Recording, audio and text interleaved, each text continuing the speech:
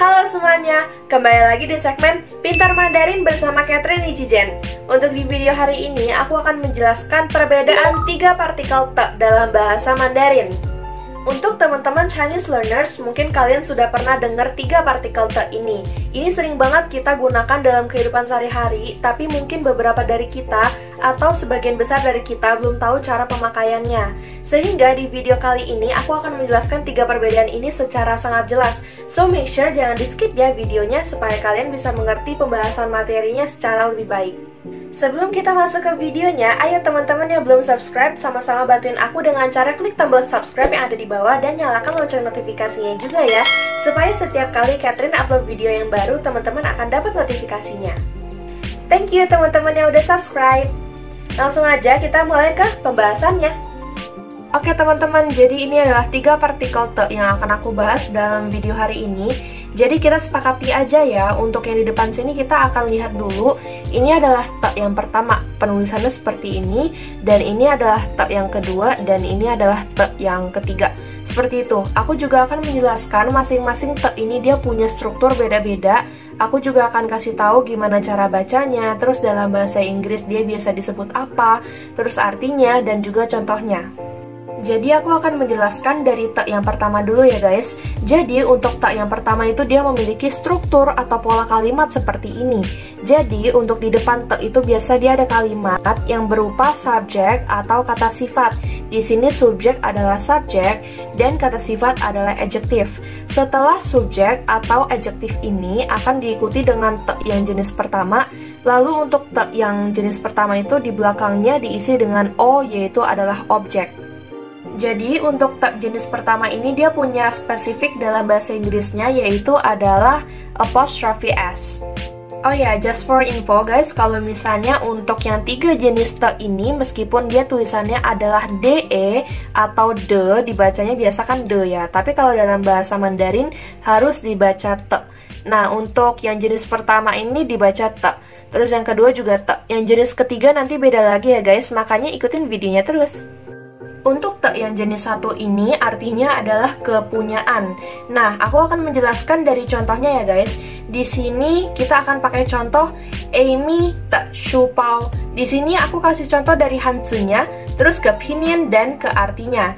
Di sini untuk hanzi-nya dibaca adalah Amy te shu pao. Nah, Amy kan nama orang ya, Ami. Te itu di sini artinya kepunyaan. Di sini kita pakai yang artinya kepunyaan. Shu pao itu adalah tas. Sehingga kalau misalnya kita bilang dalam bahasa Indonesia berarti tas kepunyaan Amy. Atau kalau dalam bahasa Inggrisnya kita bilangnya Amy's bag. Kenapa seperti itu? Karena sudah dijelaskan sebelumnya, kalau misalnya te itu dia dalam bahasa Inggris dia berhubungan sama apostrophe s. Sehingga tas Ami atau tas Amy disebutnya adalah Amy's bag.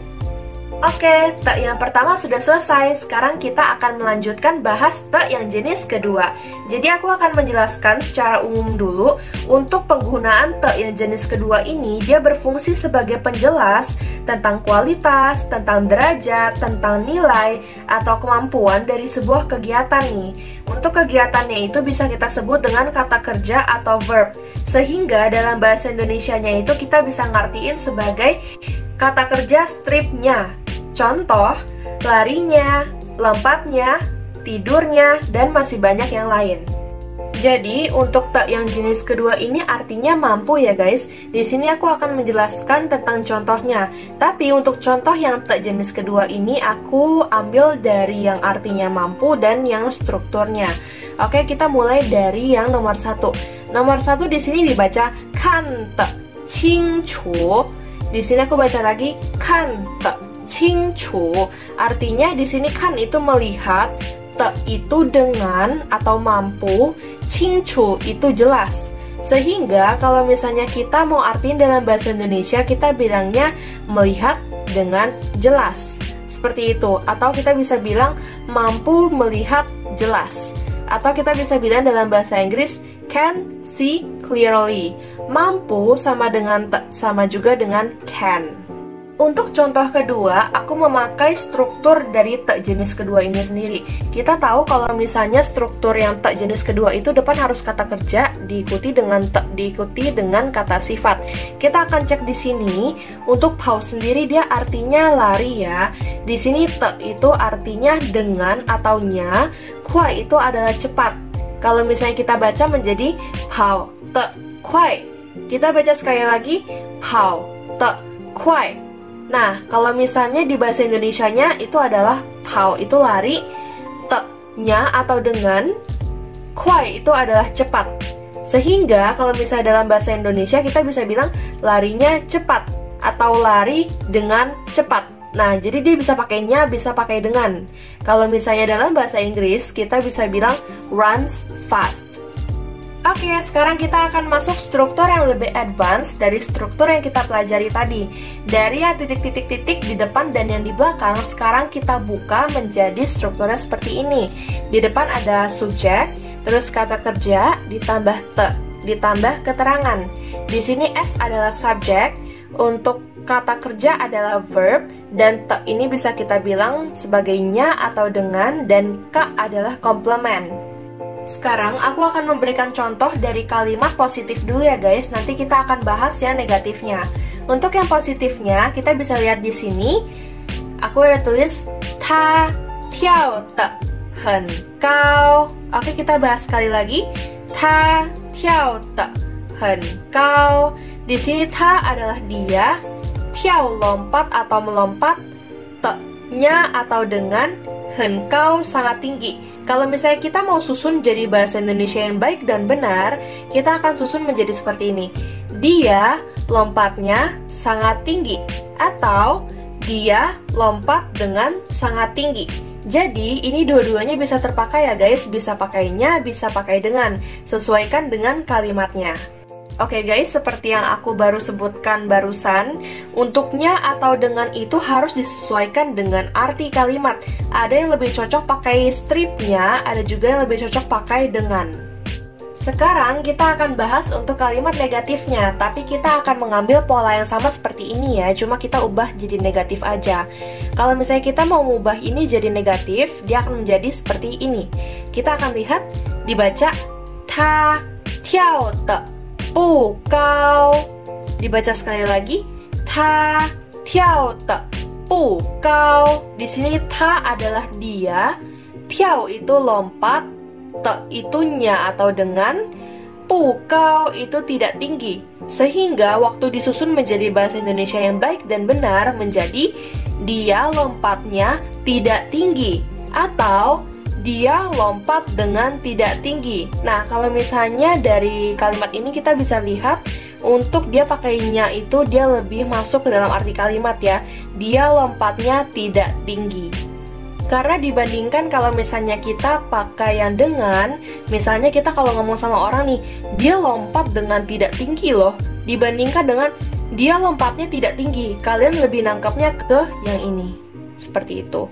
Untuk yang nextnya, aku akan menjelaskan juga untuk kalimat-kalimat yang cocok menggunakan dengan. Sekarang kita sampai ke te yang ketiga. Untuk te yang ketiga ini dia bisa dibaca dua ya guys, ada te, ada ti. Bisa yang de dibacanya te, bisa yang di dibacanya ti. Cara termudah untuk mengingat struktur te yang ketiga, dia adalah kebalikan dari struktur te yang kedua. Jadi kalau misalnya te yang kedua itu depannya kata kerja atau verb, dan belakangnya kata sifat atau adjektif, maka yang di struktur te yang ketiga, dia terbalik. Jadi kata sifatnya di depan, adjektifnya di depan, lalu baru yang di belakangnya adalah kata kerja atau verb. Jadi partikel te ini berfungsi untuk mengubah kata sifat menjadi keterangan. Kalau misalnya kita dalam bahasa Inggris kita bisa bilang strictly. Jadi depannya ini adalah kata sifat. Kita bisa bilang carefully, carelessly, dan juga yang lain-lain. Untuk te sendiri dia dibacanya adalah kata keterangan. Kalau misalnya ti, ntar dia gabung sama hanse yang lain lagi membentuk suatu arti tertentu ya guys. Jadi ini kita pinggirkan dulu, kita akan bahas yang te. Oke, aku akan membahas dari contoh yang aku tulis di sini. Di sini kita bisa baca xiao xin de chu li zhe jian shi. Kalau misalnya teman-teman belum bisa baca Hanzi-nya, di sini aku sudah tulis pininnya ya. Jadi teman-teman kalau misalnya belum bisa baca yang ini, bisa baca yang ini. Kita baca sekali lagi. Xiao xin de chu li zhe jian shi. Untuk arti kalimat xiao xin de chu li zhe jian shi adalah menangani isu dengan hati-hati atau deal with this issue carefully. Jadi ini versi Inggrisnya, ini bahasa Indonesianya, dua-duanya sama ya guys. Jadi untuk xiao xin sendiri itu adalah hati-hati, te bisanya bisa dengan, jadi dia mirip sama te yang jenis kedua ini. Chuli itu adalah menangani atau kita bisa bilang deal. Zhe jian shi adalah issue atau isu. Sehingga kalau misalnya kita mau susun menjadi menangani isu ini dengan hati-hati atau deal with this issue carefully. Jadi seperti yang sudah dijelaskan tadi, kalau misalnya te yang jenis ketiga ini dia harus diakhiri dengan ly atau li seperti yang kita lihat pada di sini. Jadi di depan li itu dia harus punya kata sifat. Kata sifat di sini adalah careful, yaitu adalah hati-hati. Sehingga kalau misalnya hati-hati di sini kita akan pasangkan dengan li ini. Jadi kalau misalnya kita baca akan menjadi deal with this issue carefully. Sekarang kita masuk ke struktur yang lebih advance dari te yang jenis ketiga. Nah, untuk te yang jenis ketiga, kalau misalnya tadi depannya titik-titik-titik dan belakangnya titik-titik-titik, sekarang sudah ada penjabarannya. Untuk penjabaran yang di depan te yang jenis ketiga adalah subject plus adjective atau kata sifat, terus ditambah te yang jenis ketiga, lalu ditambah kata kerja atau verb. Di sini S adalah subject, kata sifat adalah adjective, te itu dengan, dan kata kerja adalah verb. Seperti halnya te yang jenis kedua tadi, aku sudah menjelaskan pola kalimat positif dan negatif. Sekarang aku juga akan menjelaskan pola kalimat positif dan negatif pada te yang jenis ketiga. Kita akan simak yang pola kalimat positifnya dulu ya. Aku tulis di sini ta qing qing de zou. Oke, kita baca sekali lagi. Ta qing qing de zou. Oke, untuk ta ini adalah dia, qing diam-diam, te dengan, so itu adalah jalan. Kalau misalnya kita artikan dalam bahasa Indonesia menjadi dia jalan dengan diam-diam, atau dalam bahasa Inggrisnya menjadi he walks gently. Teman-teman ingat ya, kalau misalnya untuk te yang jenis ketiga itu dalam bahasa Inggris harus ada kata li-nya kalau misalnya dalam bahasa Inggris. Kalau dalam bahasa Indonesia kita bisa artikan dengan. Oke, sekarang di depan kita udah ada pola negatif dari pola kalimat positif yang di sebelahnya ya. Kita akan mulai baca ta bu qing qing de zou. Kita baca sekali lagi. Ta bu qing qing de zou. Di sini ta artinya dia, bu tidak, qing qing diam-diam, te dengan, zou jalan. Kalau misalnya kita artikan menjadi bahasa Indonesia yang baik dan benar menjadi dia tidak jalan dengan diam-diam. Atau dalam bahasa Inggrisnya he doesn't walk gently. Kesimpulannya adalah kalau misalnya di pola kalimat negatif berarti misalnya di sini tidak ada kata tidak.